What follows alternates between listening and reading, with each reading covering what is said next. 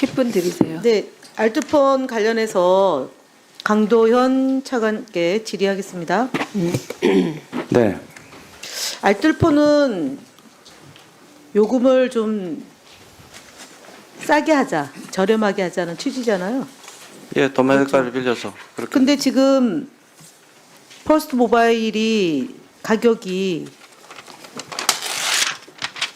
다른 그 알뜰폰에 비해서 비싸요. 혹시 파악하셨죠? 예. 그럼 그래서 거기에 대한 행정 조치가 필요한 거 아닙니까?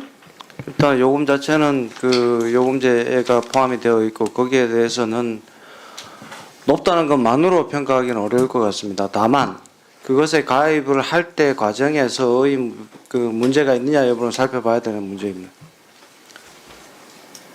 살펴봐야 되는 문제입니다. 그러니까 지금 예. 나오는 얘기가 이제 개인 정보를 제대로 다루지 못해서 지적을 받았던 거고 두 번에 걸쳐서 행정 조치를 받은 거지 않습니까? 퍼스트 모바일이. 예, 본인이 인증과 관련해서 네. 저희가 조치를 하라고 했던 시정명령을 지키지 않아서 네.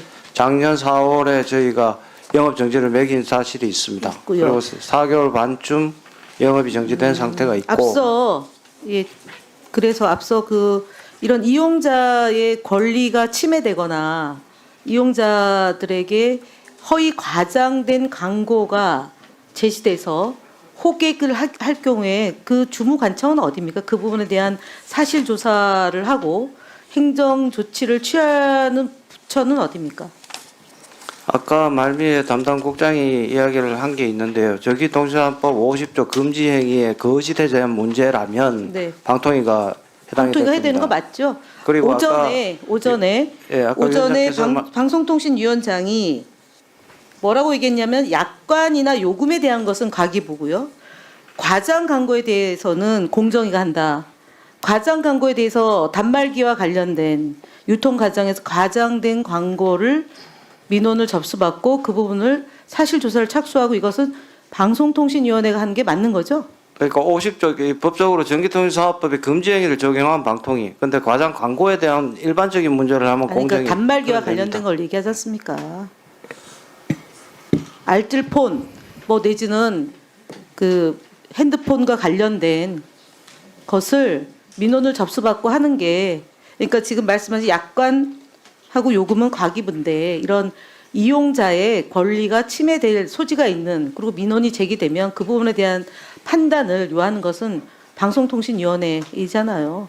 저희 법률 검토는 통신시장과에서 조사하고 하는 거지 않습니까? 오늘 지금 아까 신영규 국장이 자기 업무가 아니라고 잘 모르는 것처럼 얘기했는데 사무처장님 나오시면서 검토 및 보고를 하셨을 거라고 보는데 지난 2014년 1월 달에 민원이 접수된 건 알고 계시죠? 예. 예, 그래서 그것이 문제 없다라고 4월 달에 그 민원을 제기한 측에다가 답변서 그 결과물을 준 건 맞죠? 예. 첫 예. 번째 민원은 그렇게. 그러면 그 부분에 대해서 방통위원장한테 보고했나요 오늘? 알뜰폰이 굉장히 퍼스트 그 모바일에 대한 문제가 작년부터 있었고 특히 계엄 이후에 정강훈 씨를 통해서 그 가족이 그 하고 있는 과장 광고 이것이 다 보도에 많이 나왔기 때문에 내용을 다 알고 계신 거 아닙니까? 그러면 이 부분에 대해서 방송통신위원장에게 보고가 됐겠죠? 위원장님한테 현안 질의할 때 보고가 됐겠죠? 예, 왜냐하면 보고- 주제가 예, 주제별로 예, 있고요. 예. 저희가 자료 요구를 했고 예. 그리고 자료를 제출을 했다는 거 다 보고하는 거지 않습니까? 예. 김태규 위원장하고. 예, 알고 계실 겁니다. 예. 알겠습니다. 들어가세요. 저기 PPT 중에 장관 그거 좀 띄워 보실래요? 오늘 그 가기부 장관.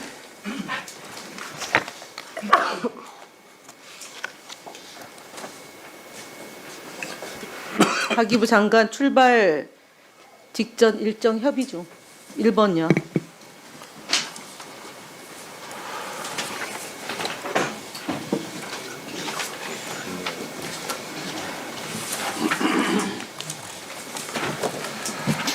가기부 장관이 차관님 그 지난 2월 달에도 가고 지금 이제 3박 5일로 가는데 통상 이렇게 많은 분들이 저 수행하나요? 이번처럼 이번에 또 그 짧은 기간인데 기자단들도 있어서 아마 대변인실의 일정 분야가 네, 좀 많이 갔죠? 과하죠? 것 같습니다. 그러니까 뭐 졸업 여행치고는 좀 과한 것 같고요. 그 다음에 일정을 보니까요, 다 협의 중이에요. 3월 3일, 그러니까 국왕하고도 협의 중. 그 다음에 인도도 일정 확인 중. 폴란드 측하고도 희망하고 있다는 정도로 협의 중에 있고요. 프랑스도 그렇고, 필리핀도 그렇고, 인도네시아도 그렇습니다. 그런데 확정된 것은 LG U+, SKT, KT, 시스코, 삼성 네트워크, 애트리 이래가지고 국내 기업하고는 다 일정이 좀 된 것 같아요. 저는 사실은 유상임 장관이 2월 달도 나가고 3월 달도 나가는데 대통령에 대한 탄핵이 결정 여부가 다음 주 중이면 될 듯한 여론이 그러니까 언론에 보도가 됐는데 이렇게 대규모로 상당수의 금액 예산을 써가면서 가기에는 부적절하다는 점을 먼저 지적하고요. 예, 뭐 답변 안 하셔도 됩니다. 한 번만 답변 드렸으면 합니다. 네. 그 MWC 협원에 갖고 있던 성격과 내용 그리고 의미가 굉장히 있었던 부분이고 또 6G 프리6G를 준비하는 GSMA와 새로운 MOU도 체결하는 부분이 있고 통상 저희들도 지금 짧게 하시죠. MOU 체결도 물론 중요하겠지만 예. 일정이 확정되지 않은 일정이 8개예요. 그래서 제가 말씀드리는 겁니다. 요즘 막- 충분하게 준비가 안 된 상태에서 나갔다라고 볼 수밖에 없고요. 나중에 오면 장관에게 묻겠습니다. 네, 네 간사님 그리고 뭐 폴란드 그다음에 스페인 장관, 스페인 국왕 기존에 준비됐던 내용들은 그러니까 착실히 스페인만 수행했습니다. 일정 협의 중이고 다 협의 중이라고 제가 가기부로부터 받은 자료를 보고 말씀드린 네, 어쨌든 거니까요. 다 만나셨다고 그다음에 김태규 부위원장도 나가셨는데 거기도 굉장히 많은 분을 대동하고 나가셨어요. 마드리드까지 갔다 온다라고 돼 있는데 예. 네, 보도도 있었지만 FCC 위원장도 직접 만나셨고 여러 가지 협의를 한 사실이 있는 것을 좀 참고해 주셨으면 합니다. 제가 볼 때는 지금 한국의 상황에 대해서 다른 많은 나라들이 충분히 알고 있을 거라고 생각하고 일단은 갔다 온 결과를 가지고 다시 한번 얘기를 하겠습니다. 그 다음에 그 방통위원장이 아까 앞서 황정화 의원도 얘기를 했는데요. 그 소송 진행 중인 금액 중에 미지급된 금액이 4,750만 원인데 혹시 알고 계십니까? 지난번에 대정부 질의 때 제가 대정부 질의가 아니라 저희 그 방송법 관련해서 찬성 토론 때 나왔습니다. 이 미지급된 금액은 어떻게 조달할 계획이십니까? 일반 수용비에서 할 수 있는 것은 하고 만약에 추경해서 소송비가 보충이 된다면 그렇게 할 계획이고 소송은 국회에서- 저희가 말씀드렸지만 그 이동관 위원장 때 44건, 이동관 44건 2024년도 그다음에 이것이 다 패소했기 때문에 이 부분에 대해서 추경은 있지 않습니다. 그렇게 야당의 이 주장에 대해서 사기라고 생각하는 것에 동의하는 방송통신위원장이 하는 거기 때문에 변호사비를 저희가 그것을 추경으로 편성할 이유는 없다라고 말씀을 드리고요. 또 하나는 그 지난 2024년도에 10월까지 전용한 금액이 6,200만 원이에요. 그러니까 미지급 금액은 4,750이고 6,200만 원을 전용했거든요. 그래서 이거를 2025년도에는 못하도록 못을 박았어요. 그래서 지금 이인 구조에서 하는 일에 대해서 유법하지 않다라는 말씀을 하는데 유법하다라는 판결이 나온 건 알고 계시죠? 위법하지 않다는 판결도 나왔습니다. 유법하지 않다는 판결은 3인 구조에서 2인이 찬성했던 사안이고 YTN 거 같습니다. 지금 말씀하시는 거는 근데 전적으로 2인 구조에서 한 것 KBS 건도 중에 있습니다. 질문하지 않았어요. 질문하지 않았다고요. 제가 말하고 질문 드리겠습니다라고 할 거예요. 그래서 그렇게 하지 말라고 몇 번에 걸쳐서 얘기했는데요. 유법하다라고 판단이 난 거고 그다음에 행정소송 되는 게 다 지금 패소하고 있거든요. 그래서 앞서 내부 변호사를 구성해서 TF를 구성해서 대응한다 이렇게 말씀을 하셨잖아요. 예. 그랬죠. 그러면 그분들이 충분히 실력이 되겠죠. 이제 여러 사건을 다루다 보면 될 것으로 기대하고 있습니다. 그러니까요. 어차피 패소할 재판이기 때문에 그렇게 비용을 생각지 않습니다. 습관적이십니까? 세워주세요. 아니 패소할 것으로 생각한다고 제 말씀하시는 주장입니다. 것은 제 주장에 대해서 따박따박 그렇게 하는 거는 저는 적절한 방송통신위원회를 대표해서 그렇게 말할 권한이 있다고 생각합니다. 패소한다고 생각지 않습니다. 저희 직원들에 대한 모욕입니다.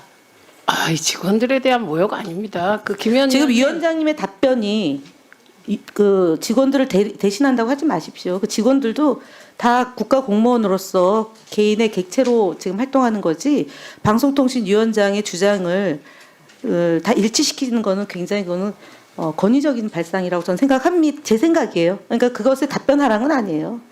이게 너무 그렇게 긴장하고 답변하려고 하지 마십시오. 자, 1분에서 다시 네, 시작합니다. 제가 말씀드린 거는 이 4,750만 원과 6,200만 원은 뭐 전용한 금액 4,750을 추경으로 지금 편성할 것으로 기대한다고 말씀하셨는데 그럴 일은 없다고 가정한다면 어떻게 하실 겁니까? 가정적인 질문에 답변하지 않겠습니다. 자, 사무처장님.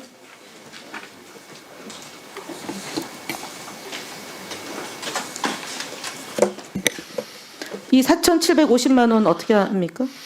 객출합니까? 아니면은 계속 예상으로 해서 갚지 못하는 걸로 진행될 겁니까? 이게 어떻게 해결할지는 좀 저희들도 고민해봐야 될 것 위원장하고 같습니다. 보고하고 답변을 받았을 거 아닙니까? 추경 말고 또 뭐가 있습니까? 근데 이게 우리가 집행 아니, 그러니까 뭐가 해야 있습니까? 예? 그러니까 이렇게 4,750만 원을 무리하게 전용해서 대략 한 1억 가까이를